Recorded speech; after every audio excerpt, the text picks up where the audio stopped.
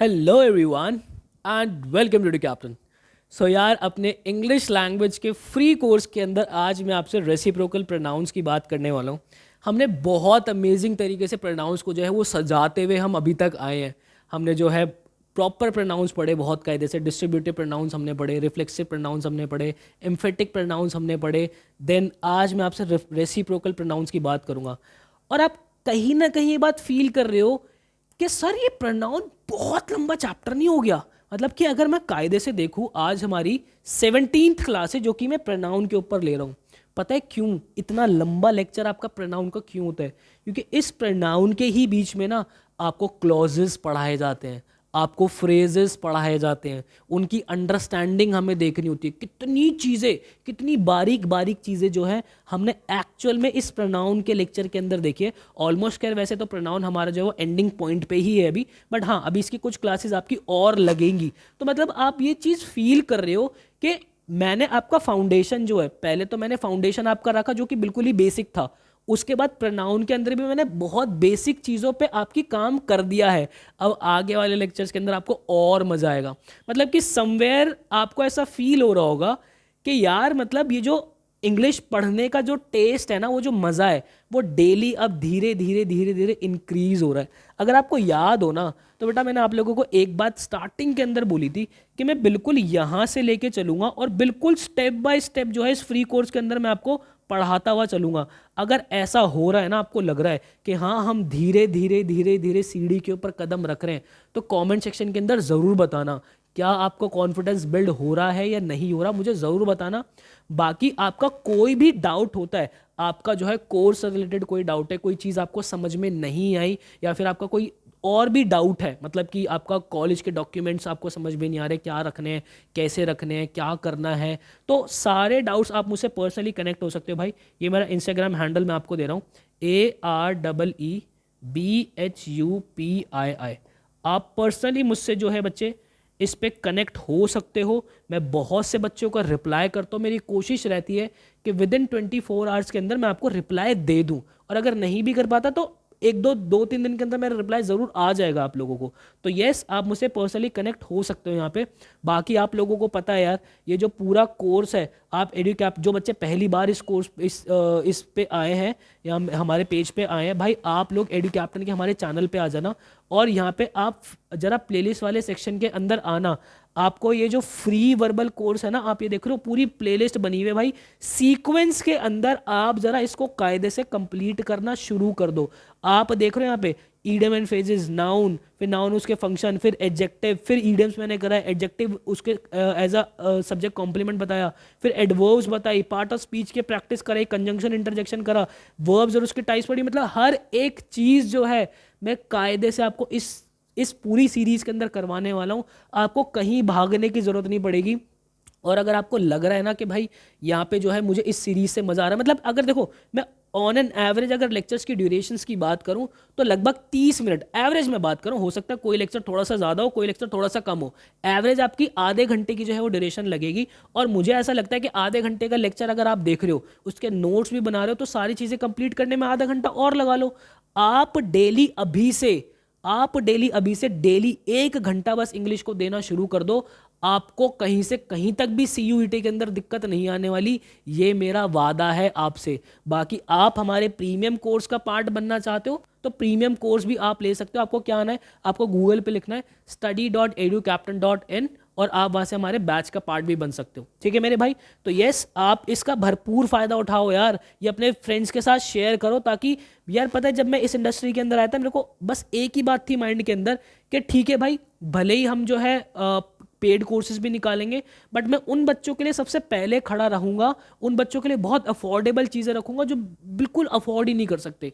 अब ये free course का जो कंटेंट है ना मेरे भाई, जो क्योंकि यार मुझे पता है, मेरी जब मैं 11th और 12th क्लास के अंदर था ना, मेरे मम्मी पापा ने एक्चुअल में कैसे वो कोचिंग की फीस अरेंज की थी, वो बातें ना आज तक यहाँ पे घुसी हुई है। तो मैं नहीं चाहता कि ऐसे किसी भी बच्चे को जो है वो ठोकर खाने की जरूरत पड़े। मेरे भाई आप इसका भरपूर फायदा उठाओ, यकीन मानो आपको बहुत इंप्रूवमेंट मिलेगी। तो बिना समय वेस्ट के आगे बढ़ते हैं। अगर मैं आप लोगों को बताऊं तो ये प्रॉपर हमारा पूरा टाइम टेबल है जो कि हम फॉलो करते हैं। ठीक है। आज मंडे भाई, मंडे को हम प्रॉपर अपना जो है वो ग्रामर वाला पोर्शन ही हिट करते हैं, और आज मैं आपको प्रॉपर ग्रामर कराने वाला हूँ। ये प्रॉपर पूरा इस सीक्वेंस के अंदर हमारी डेली क्लासेस जो है वो आती रहती है। वेडनेसडे को मैं जो है वोकैबुलरी कराता हूँ। हालांकि अभी मैं जो है क्लास 12th का कंटेंट आप लोगों को उतना नहीं करा रहा हूँ, क्योंकि मैं चाहता हूँ थोड़ा बोर्ड से पहले आप लोगों को CUET वाला जो हिसाब किताब है ना वो मैं थोड़ा खींच दूँ, ताकि वो ग्रामर जो है ना आपके बोर्ड्स के अंदर भी काफ़ी हेल्प हो जाए। बाकी बोर्ड्स की भी प्रॉपर चैप्टर्स की वीडियोज़ आप तक आते रहेंगी, इंपॉर्टेंट क्वेश्चन आपको मैं प्रॉपर कराता रहूँगा। ठीक है भाई, चलो। सो अब जरा आज मुझे जो आपसे बात करनी है बच्चे, वो आपसे बात करनी है रेसिप्रोकल प्रोनाउन की। यार देखो, रेसिप्रोकल की अगर मैं बात करूँ, इससे पहले मैंने किसकी बात की थी? इससे पहले हमने समझा था रिफ्लेक्सिव प्रोनाउन। ठीक है, रिफ्लेक्सिव प्रोनाउन हमने समझा था, और इसके अंदर हमने क्या देखा था कि यहाँ पे एक्शन जो है वो खुद ही पे हो रहा था, एक्शन खुद ही पे हो रहा था। तो रिफ्लेक्सिव प्रोनाउन में एक्शन खुद ही पे होता है। रेसिप्रोकल प्रोनाउन में क्या होता है, जो मेरे मान लो मेरे लोग हैं, ये दो भी लोग हो सकते हैं, दो से ज़्यादा भी हो सकते हैं। ठीक है, ये मान लेते भाई हमारे दो लोग हैं। ठीक है, ये है हमारा चंपकलाल ए और ये है चंपकलाल बी। ठीक है, चंपकलाल ए ने चंपकलाल बी के थप्पड़ मार दिया, और चंपकलाल बी ने चंपकलाल ए के भी थप्पड़ मार दिया। तो रेसिप्रोकल का मतलब होता है कि जो एक्शन ए ने परफॉर्म किया वही एक्शन बी ने परफॉर्म कर दिया। ठीक है, जैसे कि दे स्लैप्ड ईच अदर, बात आ रही समझ में? तो यहाँ पे दोनों ने एक्शन परफॉर्म किया है एक दूसरे के ऊपर। अब ये लोग जो है वो दो भी हो सकते हैं, दो से ज्यादा भी हो सकते हैं। बात आ रही समझ में? अच्छा, अब ये हमारे 3 रेसिप्रोकल प्रोनाउन होते हैं। मैं सबसे पहले आपसे 2 की बात करूंगा, उसके बाद मैं तीसरा इंट्रोड्यूस करूंगा। देखो, पहला होता है हमारा ईच अदर। ठीक है, ईच अदर, और दूसरा होता है हमारा वन अदर। क्या होता है बच्चे? दूसरा होता है हमारा वन अदर। आप देखो, वन अदर भी कह लो, कहीं कहीं पे वन अनदर भी लिखा होता है, ऐसी कोई पहाड़ नहीं टूट जाता। ठीक है भाई, ऐसी कोई दिक्कत नहीं आती, सेम ही बात सी होती है। ठीक है, अब ईच अदर कहाँ लगता है और वन अदर कहाँ लगता है, इसकी बात करते हैं। देखो बालक, जब कभी भी ये जो एक्शन ट्रांसफर हो रहे होंगे, यहाँ पे क्या हो रहा है? ट्रांसफर हो रहा है एक्शन का। क्या हो रहा है भाई? यहाँ पे ट्रांसफर हो रहा है। जब भी आपके एक्शन जो ट्रांसफर हो रहे होंगे वो दो लोगों के बीच में होंगे, तो उस केस में आप क्या लगाओगे? आप ईच अदर लगा दोगे। ठीक है, और जब कभी भी आपके एक्शन दो से ज्यादा लोगों के बीच में होंगे, 3, 4, 5, 6, 1,00,000, 1,00,00,000, कितने भी हो, दो से ज्यादा लोग जब होंगे आप लोगों के, तो आप उस केस में वन अदर या फिर वन अनदर कुछ भी कह लो भाई। ठीक है, वो आपका आ जाएगा। ठीक है, बात है समझ में? लेकिन एक बात ध्यान रखना, और इस बात को जरा स्टार मार्क करके लिख लेना अपने नोट्स के अंदर, कि अगर आप मॉडर्न इंग्लिश के अकॉर्डिंग चलोगे, किसके? मॉडर्न इंग्लिश के अकॉर्डिंग चलोगे, तो आप ये देखोगे कि अब जो डिक्शनरीज हैं, मैं अच्छी ऑक्सफोर्ड डिक्शनरी की भी बात करूं, इनफैक्ट मॉडर्न इंग्लिश में अब जो हमारी डिक्शनरीज है, उन्होंने क्या किया है कि भाई उन्होंने इन दोनों के बीच में कुछ फर्क समझा नहीं है। मॉडर्न इंग्लिश के अकॉर्डिंग मैं बता रहा हूं। बाकी अगर आप प्रॉपर ग्रामेटिकल चलोगे तो प्रॉपर ग्रामेटिकल तो मीनिंग यही है, बट मॉडर्न इंग्लिश की तरफ आप ये देखोगे कि भाई, इनफैक्ट ऑक्सफोर्ड में भी आप ये देखोगे कि जहां कहीं भी 3 लोगों की या 3 से ज्यादा लोगों की भी बात हो रखी है ना, वहां पे ऑक्सफोर्ड ने कुछ एग्जाम्पल्स के अंदर ईच अदर लिखा हुआ है। ठीक है, ईच अदर लिखा हुआ है। और कहीं पे अगर मान लो 3 या 4, 5 लोगों की बात हो रखी है, तो वहां पे उन्होंने वन अदर भी लिखा हुआ है, वन अदर भी लिखा हुआ है, इस तरीके से। ठीक है, बात है समझ में? तो मतलब कि मॉडर्न इंग्लिश ने पता है क्या किया है, इन दोनों के बीच में ना कोई भी फर्क नहीं समझा है, कोई भी फर्क नहीं समझा है, और एग्जामिनर इसी का फायदा उठाता है। कौन से टॉपिक के मेजर क्वेश्चंस बनते हैं आपके? इसके एरर स्पॉटिंग के आपके क्वेश्चंस बन जाते हैं। मैं आपको बताऊंगा कि आपको किन बातों का खास ख्याल रखना है। ठीक है, एरर स्पॉटिंग के अंदर। और अगर आप CUET देने वाले हो तो मुझे बहुत उम्मीद है इस साल इस टॉपिक से क्वेश्चन फंसेगा। ठीक है, चलो अब जरा पहले क्वेश्चन सॉल्व करते हैं। मेरे सामने जरा 2 क्वेश्चन है, मैं एक बार ना स्क्रीन से आउट होता हूँ। ठीक है, आप पहले खुद इसको सॉल्व करो भाई। तो मैं ऐसी उम्मीद कर रहा हूँ कि आपने इसको सॉल्व किया होगा। देखते हैं यार, अब जरा इसको अगर मैं देखूँ, Geeta and Babita were fighting with one another in the market. देखो यार, गीता की बात करूं, क्या है बेटा? मेरा एक सब्जेक्ट है ये। बबीता मेरा क्या है? दूसरा सब्जेक्ट है ये। एंड मेरा क्या है? मेरा कंजंक्शन है भाई, एंड। यही बात है भाई, कंजंक्शन बीच में तभी आएगा ना जब मेरे 2 सब्जेक्ट्स हैं, सेम टाइप की चीज़ें हैं, तो कंजंक्शन का तो आना ज़रूरी है यहाँ पे। अच्छा जी, तो एंड मेरा क्या है बेटा? यहाँ पे कंजंक्शन है। ठीक है, वर मेरा क्या हो गया? वर है बच्चे मेरा यहाँ पे हेल्पिंग वर्ब। ठीक है, वर फाइटिंग, तो फाइटिंग मेरा क्या हो गया? फाइटिंग मेरा हो गया यहाँ पे मेन वर्ब। ठीक है, फाइटिंग मेरा क्या हो गया? Main verb. उसके बाद विद की अगर मैं बात करूँ तो विद मेरा क्या हो गया? प्रेपोजिशन हो गया, है ना। प्रेपोजिशन के बाद आने वाली चीज़ मेरा क्या होता है? प्रेपोजिशन का ऑब्जेक्ट होता है। अब आप बोलोगे कि वन अदर मेरा ऑब्जेक्ट कैसे बनता है? भैया ऑब्जेक्ट मेरा नाउन और प्रोनाउन दोनों बन सकते हैं। और ये वन अदर है क्या? मेरा एक्चुअल में रेसिप्रोकल प्रोनाउन है, ठीक है, रेसिप्रोकल प्रोनाउन है। इन मेरा क्या हो जाएगा? प्रेपोजिशन हो जाएगा। मार्केट मेरा क्या हो जाएगा भाई? प्रेपोजिशन का ऑब्जेक्ट हो जाएगा। यही बात है या कुछ और बात है? यही बात है। लेकिन अगर मैं यहाँ पे थोड़ा ध्यान से गौर फरमाऊंगा तो मैं देखूंगा कि मेरे पास कितने लोग हैं। मेरे पास दो ही लोग हैं। तो जब कभी भी दो ही लोग हैं तो यहाँ पे मैं वन अदर नहीं लगाऊंगा, यहाँ पे मैं ईच अदर लगाऊंगा। क्या लगाऊंगा? ईच अदर लगाऊंगा। लेकिन अब मैं एरर स्पॉटिंग की क्या बात कर रहा था? एरर स्पॉटिंग की बच्चे में ये बात कर रहा था, मान लो यहाँ पे आपका फाइटिंग ना होकर, क्या फाइटिंग ना होकर सिर्फ और सिर्फ फाइट ही होता, फाइटिंग ना होकर सिर्फ और सिर्फ फाइट ही होता, तो आप उस केस के अंदर इसको नहीं छेड़ते, आप इस केस के अंदर वन अदर को नहीं छेड़ते, आप सिर्फ एरर स्पॉटिंग के अंदर इस फाइट को ठीक करते। क्यों? क्योंकि एरर स्पॉटिंग की अगर मैं बात करूं तो इस तरीके से स्लैश लगे होते हैं आप लोगों के, ठीक है, इस तरीके से स्लैश लगे होते हैं। तो आपके पास, आपकी दिमाग में दुविधा आ जाती कि भाई मैं सी को देखूं या डी को देखूं, सॉरी, या मैं बी को देखूं, सी को देखूं या फिर मैं बी को देखूं। आपके दिमाग में यही दुविधा आती। तो मेरे भाई ऐसे केस के अंदर आपको पता है कि भले ही इसके अंदर एरर है, भले ही इसके अंदर एरर है, क्योंकि यहाँ पे मेरे सब्जेक्ट दो हैं, लेकिन मेरा यहाँ पर भी अगर एरर है तो मैं इसको ठीक करूँगा, इसको नहीं ठीक करूँगा। क्यों? क्योंकि अगर आप इसको चैलेंज करोगे तो आगे जो भी एंटी है या कोई भी है वो आपको, आपका चैलेंज जो है वो नहीं एक्सेप्ट करेंगे। वो आपको बता देंगे कि भाई मॉडर्न इंग्लिश के अकॉर्डिंग जो है, मॉडर्न इंग्लिश के अकॉर्डिंग जो है, आप 2 लोगों के लिए लगाओ, 4 लोगों के लगाओ, 10 लोगों के लगाओ, कोई फर्क नहीं पड़ता। लेकिन अब देखो ऐसे केस में तो मैं क्या करूंगा? ऐसे केस में फिर मैं इस फाइट को हटा के यहाँ पे फाइटिंग कर दूंगा कि भाई यहाँ पे फाइटिंग जो है वो आना चाहिए, ठीक है। लेकिन अभी क्या सिनेरियो था? अभी सिनेरियो ये था, अभी सिनेरियो मेरे पास ये था कि मेरा यहाँ पे फाइटिंग ही लिखा हुआ था और कहीं पे भी मेरा कुछ एरर नहीं था। अगर मेरा कहीं पर भी कुछ एरर नहीं है, कहीं पर भी कुछ भी एरर नहीं है, सिर्फ और सिर्फ रेसिप्रोकल प्रोनाउन के अंदर ही मेरा एरर है, तो ही मैं इसको छेड़ूंगा। इसलिए मैं यहाँ पे क्या कर दूंगा? अब ईच अदर कर दूंगा। ये बात आपको ध्यान रखनी है, ये बात आपको कोई नहीं बताने वाला, ये बारीक चीज़ है, आपको कोई भी नहीं बताने वाला। इस बात का खासा ख्याल आपको रखना है। अगर ये बात आपके ब्लड के अंदर चली गई हो ना, तो कमेंट बॉक्स के अंदर हार्ट वाला इमोजी बना के भेज देना भाई, ठीक है। आगे चलते हैं जरा, आगे देखो भाई क्या कह रहा है? All the 5 brothers of this family trust each other a lot. अगर यहाँ पे मैं ऑल की बात करता हूँ तो ऑल मेरा क्या है भाई? इनकी क्वांटिटी बता रहा है, तो ये मेरा क्या हो गया? क्वांटिटेटिव, क्वांटिटेटिव एडजेक्टिव हो गया, ठीक है।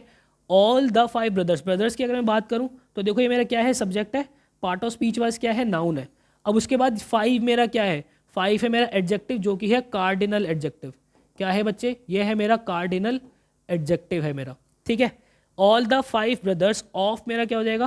Preposition of this family, family मेरा क्या हो जाएगा? प्रेपोजिशन का ऑब्जेक्ट। दिस मेरा क्या हो जाएगा बच्चे?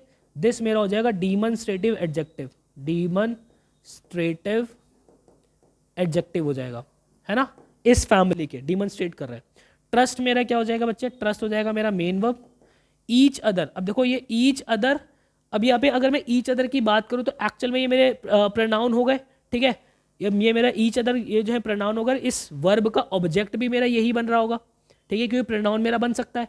अलॉट की अगर मैं बात करूँ, देखो अलॉट एक दूसरे पे ट्रस्ट करते हैं बहुत सारा, तो ये क्या है? एक्चुअल में इस एडवर्ब की डिग्री है, तो मेरा क्या हो जाएगा? एडवर्ब ऑफ डिग्री हो जाएगा। ये हो जाएगा एडवर्ब ऑफ डिग्री।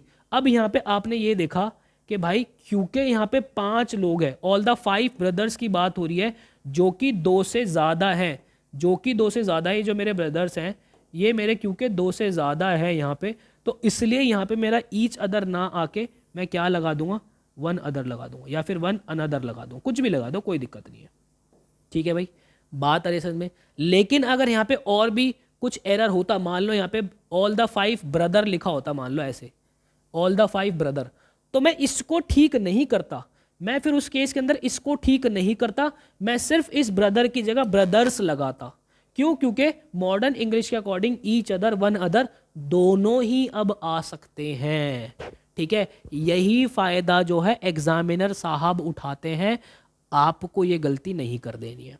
कोई दिक्कत, कोई परेशानी, कोई जलन, कोई खुजली, बात आ रही समझ में? हाँ या ना बोलो। हाँ, चलो आगे बढ़ते हैं, आ जाओ। देखो भाई, अब ये ज़रा 6 सेंटेंसेस है, मैं स्क्रीन से थोड़ा सा आउट होता हूँ, वीडियो को पॉज कीजिए और पहले ज़रा आप अटेम्प्ट लीजिए, उसके बाद मैं आगे बढ़ूंगा भाई, ठीक है?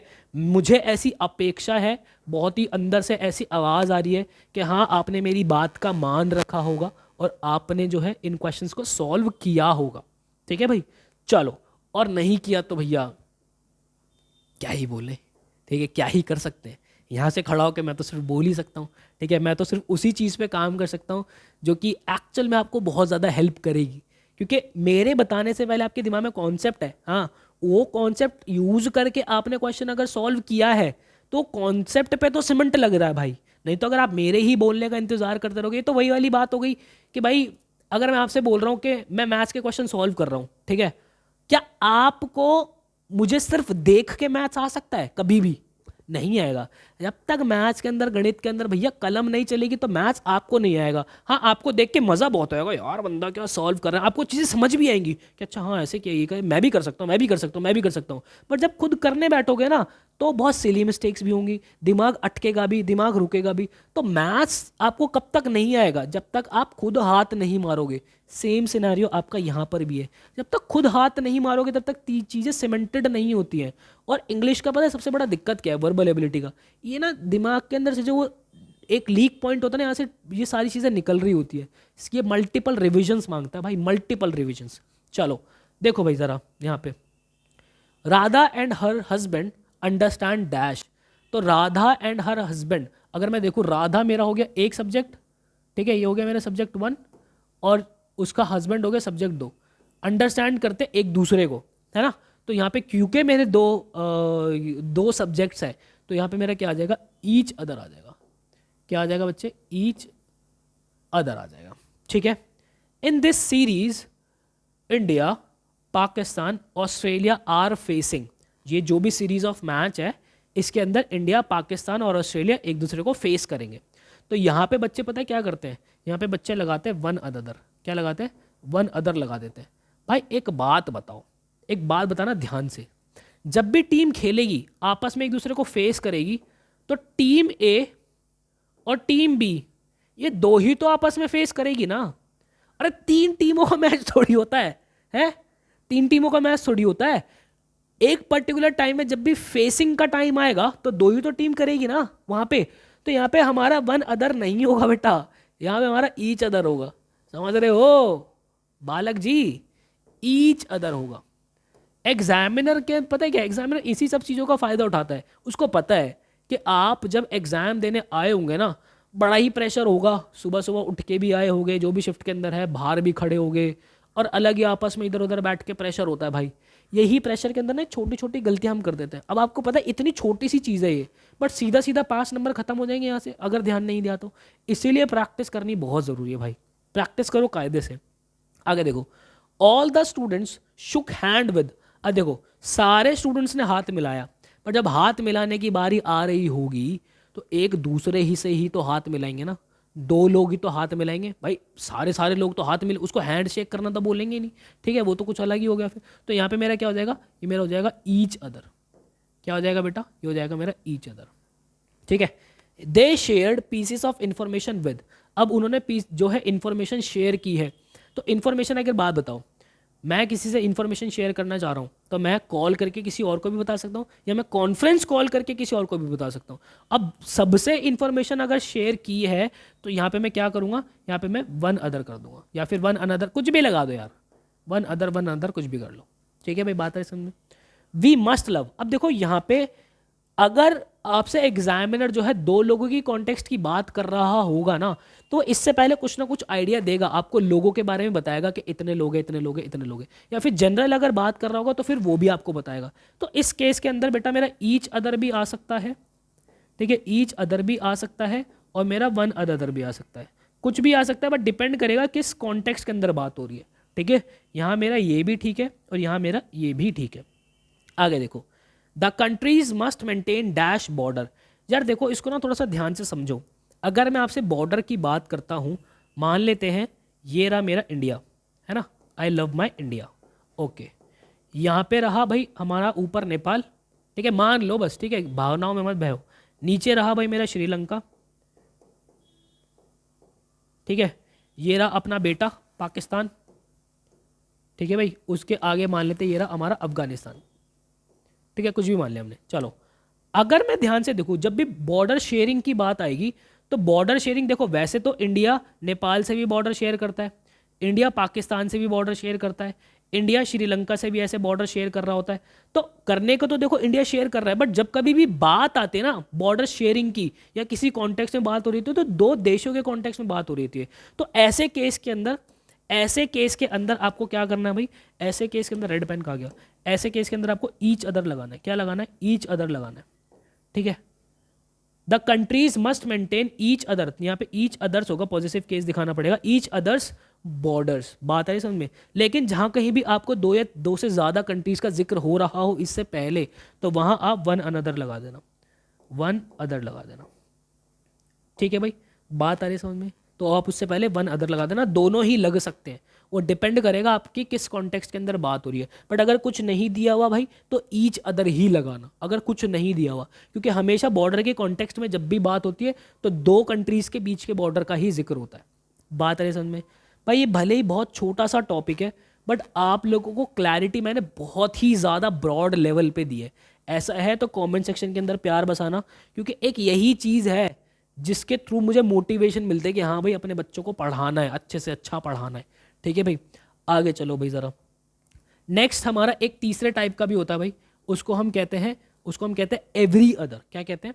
Every other, every other. इसका थोड़ा सा ध्यान रखना बच्चे। एवरी अदर पता है क्या होता है? जहां कहीं भी आपकी ऑल्टरनेट वाली फीलिंग आएगी। कौन सी फीलिंग आएगी? जहां कहीं भी आपकी ऑल्टरनेट वाली फीलिंग आएगी ना, वहां पे हमेशा से हम एवरी अदर लगाएंगे। अब देखो इसके अंदर भी बड़ी कंफ्यूजन होती है, एकदम से मुझे याद आया, देखो एक तो वर्ड हो गया आपका ऑल्टरनेट, ठीक है, एक तो वर्ड हो गया आपका ऑल्टरनेट, एक दूसरा वर्ड आपको और होता है, दैट इज ऑल्टरनेटिव। ये ऑल्टरनेटिव एक वर्ड आपका और होता है। यार देखो ऑल्टरनेट का मतलब अगर मैं समझाऊं आपको तो ऑल्टरनेट होता है, जैसे कि मान लो मैंने बोला आपसे Sunday, Monday, Tuesday, Wednesday, Thursday, Friday, Saturday, ठीक है। तो यहाँ पे ऑल्टरनेट का मतलब होगा कि अगर मैं क्लास संडे को मैंने आपसे बोला कि भाई मैं आपकी ऑल्टरनेट डेज क्लास लूंगा, इसका मतलब मैं क्लास संडे को लूंगा, फिर एक दिन नहीं लूंगा, फिर ट्यूसडे को लूंगा, फिर वेंसडे को नहीं लूंगा, फिर थर्सडे को लूंगा, फिर फ्राइडे को नहीं लूंगा, फिर सैटरडे को लूंगा। इस तरीके से ऑल्टरनेट चलता है। ऑल्टरनेटिव का आपका क्या मतलब होता है? ऑल्टरनेटिव का मतलब होता है आपका चॉइस, कि आपके पास क्या ऑल्टरनेटिव है, आपके पास क्या चॉइस है, आपके पास क्या ऑप्शन है, ये ऑल्टरनेटिव का मतलब होता है। तो एवरी अदर हम ऑल्टरनेट के केस के अंदर लगाते हैं, ठीक है। ऑल्टरनेट का मतलब हो गया one leaving the next one, आप लिख भी लो चाहे भले, one leaving the next one, ठीक है भाई, बात आ रही समझ में।